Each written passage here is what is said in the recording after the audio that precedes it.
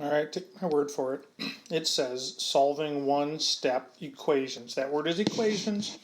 I will almost always say the words I write down, either as or right after I write them down, just so you know that this actually does say solving one-step equations. What do I mean when I say solving one-step equations? It could look like this.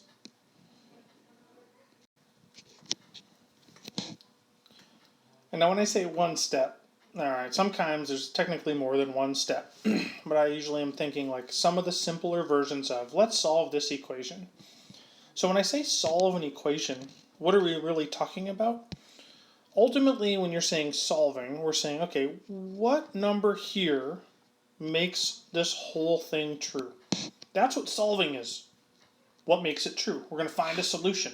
Like anytime you have a problem and you say, well, what's this, let's solve this problem. We have a problem, or we got a flat tire. How do we solve the problem? Well, find a way to replace the bad tire with something that works. So we're going to find something that goes in there that works for this whole thing. And there's different processes to it. But at this point in time, we're looking at solving our step using order of operations backwards, essentially.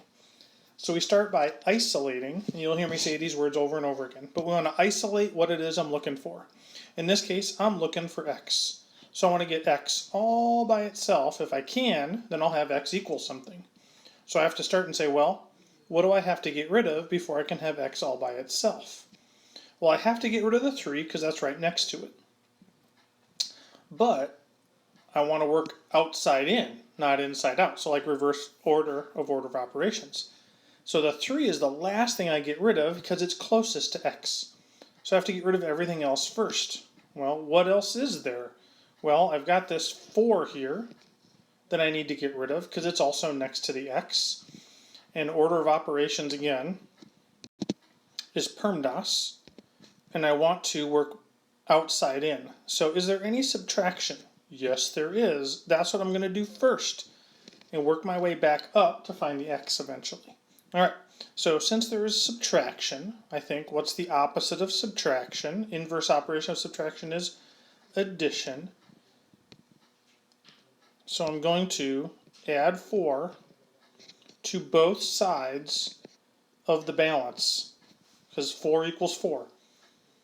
Equal sign, equal sign. Since this is equal to 17, I need to do the same thing to both sides. So I use the same equal sign. So 4 is equal to 4, doing that to both sides. So then on the left-hand side, I have 3x. And then I think, negative 4 plus 4 is equal to 0.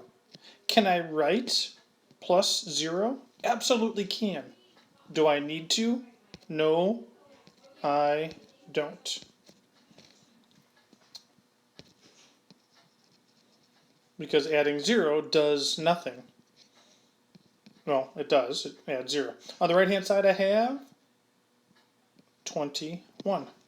So now I have 3x equals 21, and I'm working my way backwards through PERMDAS.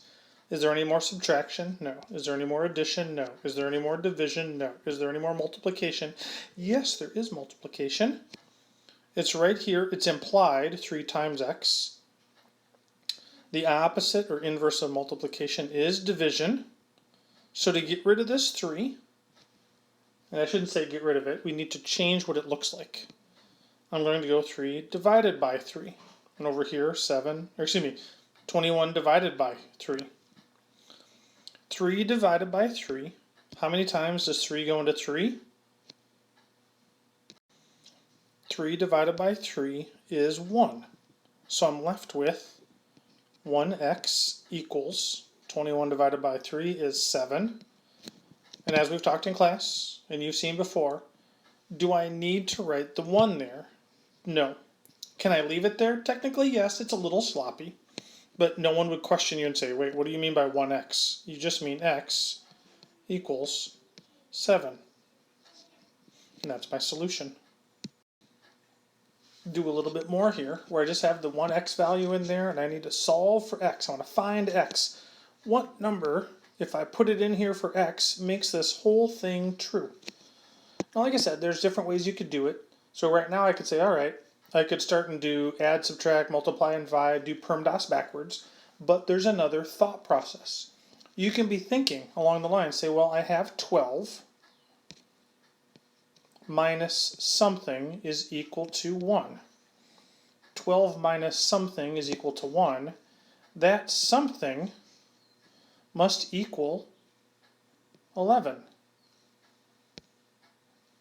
It's not a very clean 11. How about this? There. Because 12 minus 11 is equal to 1. So I could just say 11. Ooh, I don't know where I came up with the 7. X divided by 7 equals 11. If I do that, I could still solve this problem the same way.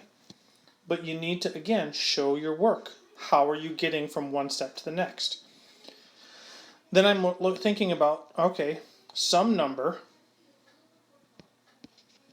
divided by 7 is equal to 11. And this is where, if you have your multiplication table memorized, you've already thought of the answer in your head. Still showing some work.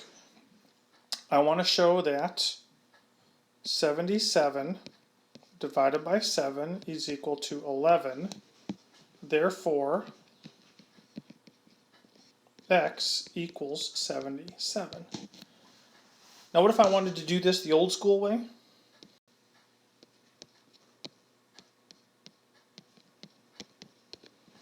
I would say, all right, starting from the outside in, I want to do something to both sides. I want to subtract 12. Being that negative 12 equals negative 12. Negative 12, 12 minus 12 is 0. So I'd have 0, which I'm not going to write, minus x over 7 is equal to negative 11. 1 minus 12 is 11, negative 11. And they say, okay, PERMDAS, I'm done with the adding and subtracting, now I'm to the multiplying and dividing. I'm dividing by 7. The inverse, or the opposite of dividing by 7, is multiplying by 7. So I'm going to multiply this side by 7, multiply this side by 7. So then I'll have negative x equals negative 77. And then that negative sign there, I can either multiply by negative 1 or divide by negative 1. If I divide by negative 1, negative divided by negative is positive, leaving me with x equals, over here, negative divided by negative leaves me with positive 7. I don't know how I just changed color there, but I did. My answer is still negative 7, just like it was on the last slide. What I want you to do for your quarter sheet of paper that you're going to turn in is, when you're going through this, again, thinking, if you were going to make a mistake, where likely do you make mistakes? For me, I likely make mistakes when it's negative values, or a negative number, or a negative number. I sometimes forget to write my negatives. Other people do things out of order. Other times you rush and say, well, I just forgot that 11 times 7 is 77. I wrote it as 70 or something else. Where are your greatest challenges in doing problems like this? That's it. Write that on your quarter sheet of paper, bring it to class, and we'll see you then.